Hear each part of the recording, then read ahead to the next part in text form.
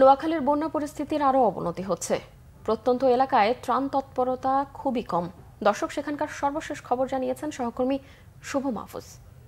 আমি এই মুহূর্তে দাঁড়িয়ে আছি নোয়াখালী সদর উপজেলার ২ নং দাঁতপুর ইউনিয়নে। আমার পেছনে যে সড়কটি রয়েছে এই সড়কটি নোয়াখালীর আরেকটি উপজেলা বেগমগঞ্জের দিকে গিয়েছে এবং আমার ডান পাশে প্রায় আধা কিলোমিটার পরেই হচ্ছে লক্ষ্মীপুর সদর উপজেলা।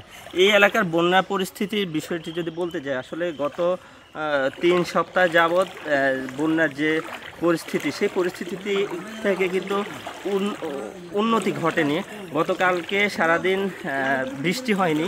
বৃষ্টি না হওয়াতে পানি কিছুটা কমলেও রাত থেকে আবার সকাল পর্যন্ত বৃষ্টি হওয়াতে আবার পানি বেড়েছে। অর্থাৎ এই সড়কটি হচ্ছে লক্ষ্মীপুর সদর উপজেলা চন্দ্রগঞ্জ পর্যন্ত গিয়ে পৌঁছেছে এবং পুরো সড়কটি 7 থেকে 10 কিলোমিটার জুড়ে এই সড়কটি পুরো সড়কটি পানিবন্দী এবং এই সড়কের চারপাশে যে বাড়িঘর রয়েছে, কয়েক হাজার বাড়িঘর রয়েছে এবং লক্ষাধিক মানুষ রয়েছে যারা বিগত এই বন্যা শুরু থেকেই পানিবন্দী। অর্থাৎ গত 25শে আগস্ট থেকে পানির উচ্চতা বাড়ার ফলে প্রায় 90% মানুষের ঘরে পানি উঠে গেছে এবং তারা খুব কষ্টে জীবন অতিবাহিত করছে, যেটা আমরা এলাকা ঘুরে ঘুরে দেখেছি এবং জানতে পেরেছি। বেশিরভাগ মানুষ ঘরবাড়ি ছেড়ে বিভিন্ন আশ্রয়কেন্দ্রে যে প্রাইমারি স্কুলগুলো রয়েছে বা মাদ্রাসা রয়েছে, সেই প্রাইমারি স্কুল এবং মাদ্রাসাগুলোতে গিয়ে তারা অবস্থান নিয়েছে এবং তারা আমাদেরকে যেটি জানিয়েছে যে খুবই মানবতর জীবন যাপন তারা করতেছে।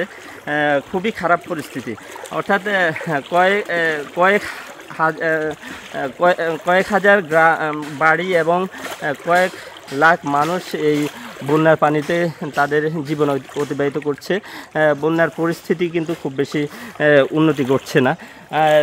এই আমার পিছনে যে সড়কটি, এই সড়কটি হচ্ছে যে প্রায় আধা কিলোমিটার গেলে লক্ষ্মীপুর সদর, অর্থাৎ নোয়াখালী সদর, বেগমগঞ্জ, লক্ষ্মীপুর সদর, এই কয়েকটি এলাকা আমরা ঘুরেছি। এই কয়েকটি এলাকার বন্যার অবস্থার খুব বেশি উন্নতি নেই। অর্থাৎ ক্রমে অবনতি হচ্ছে, বৃষ্টি হলে অবনতি হচ্ছে, বৃষ্টি না হলে পানি স্থিরতা রয়েছে কিন্তু পানি কমছে না।